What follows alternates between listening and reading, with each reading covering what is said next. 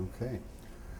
This is March 22nd, 2012, and we are interviewing Donald Wright, the Harold Burson Professor of Public Relations at Boston University. This is for the Page Center Oral History Project. Thanks for taking time out of your day to do this, Don. We appreciate it. Well, it's a pleasure to be here with you. I'm a huge fan of the Arthur W. Page Society and of the Page Center, so it's my pleasure. It's an honor to be asked to do this. Great. As editor of Public Relations Journal, PR Journal, you've had a good perspective on current research in the field. What is the direction of research in public relations today, and what issues can we expect to see explored in the future? Well, the very nature of Public Relations Journal, the fact that it's an online refereed, blind reviewed journal, so essentially certainly the nation's and probably the world's first public relations scholarly journal, only published online. The turnaround time for an article to be accepted and then published within Public Relations Journal is very short. I mean, we've had situations where an article has been good enough and timely enough that maybe within a month after receiving it, it's been published. And when you look at the other scholarly journals in public relations, it can take 4, it can take 5.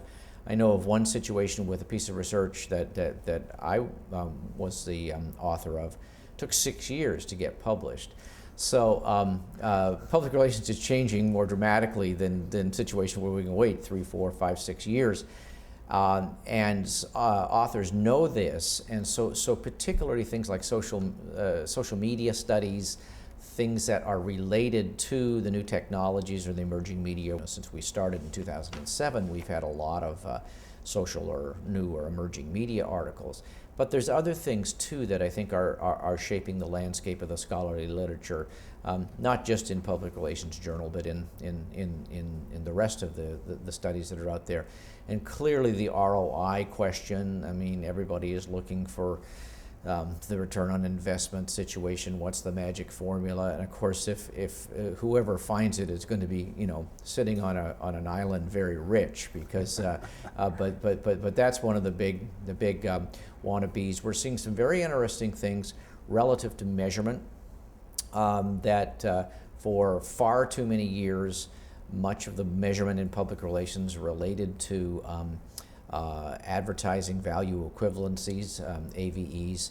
I've often said that it's really unfortunate that AVEs doesn't come with an additional letter, so then we could call it a 4-letter word, and we could sort of say we will not use that word. But the whole concept of advertising value equivalencies as measurement for public relations is beyond ludicrous, and the problem is that the other methods are in some cases emerging, and in most cases much more expensive to implement than the simplicity of the AVEs. So we have that situation. Furthering along the measurement line, we have the question of standards. What are the appropriate standards of measurement? How should these be implemented, and so forth and so on. And then the other area that I see is ethics.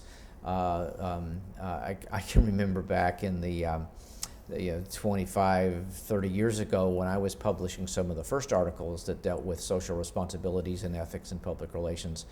A lot of people were critical of those studies, not necessarily critical of the methodological approach or anything that I was writing, but the fact that somebody would assume that there would be ethics within public relations or any aspect of corporate communication.